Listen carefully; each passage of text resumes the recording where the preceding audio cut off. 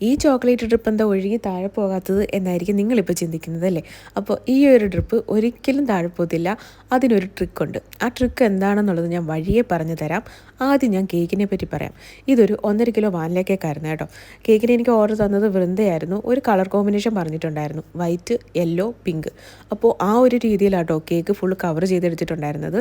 എന്നിട്ട് ഒരു സൈഡിൽ ഒരു ഡ്രിപ്പും കൂടെ കൊടുത്തു. അപ്പോൾ ആ ഡ്രിപ്പ് എങ്ങനെയാണ് ചെയ്തതെന്ന് ചോദിച്ചാൽ, നമ്മുടെ നോർമൽ വൈറ്റ് ചോക്ലേറ്റ് ഇല്ലേ, അത് ജസ്റ്റ് ഒന്ന് മെൽറ്റ് ചെയ്യുക. മെൽറ്റ് ചെയ്തിട്ട് കേക്കിൻ്റെ ടോപ്പിലൂടെ ഒഴിക്കുക. ഇത്രയേ ഉള്ളൂ സംഭവം. ഗനാശ പോലെ ഒഴിച്ചു കഴിഞ്ഞാൽ ആ ഒരു ഡ്രിപ്പ് എപ്പോൾ താഴെ വന്നെന്ന് ചോദിച്ചാൽ മതി. ഈ ഒരു രീതിയിൽ ഡയറക്റ്റ് നമ്മൾ ചോക്ലേറ്റ് തന്നെ മെൽറ്റ് ചെയ്ത് ഒഴിക്കുവാണെങ്കിൽ ഒരു കുഴപ്പമില്ല. നല്ല അടിപൊളിയായിട്ട് തന്നെ നമ്മുടെ കേക്കിൽ ആ ഒരു സംഭവം നിൽക്കും. എത്ര ട്രാവൽ ചെയ്തതെന്ന് പറഞ്ഞാലും ഒരു കുഴപ്പമില്ല കേട്ടോ. അപ്പോൾ ആർക്കെങ്കിലും ഇതുപോലെ ഡ്രിപ്പ് കൊടുക്കുന്ന ടൈമിൽ താഴെ പോകുന്നുണ്ട് എങ്കിൽ ജസ്റ്റ് ഇതുപോലെ ചോക്ലേറ്റ് ഡയറക്റ്റ് മെൽറ്റ് ചെയ്ത് കേക്കിൻ്റെ ടോപ്പിലോട്ടൊന്ന് ഒഴിച്ച് നോക്കൂ. നല്ല അടിപൊളിയായിട്ട് തന്നെ നിൽക്കും കേട്ടോ.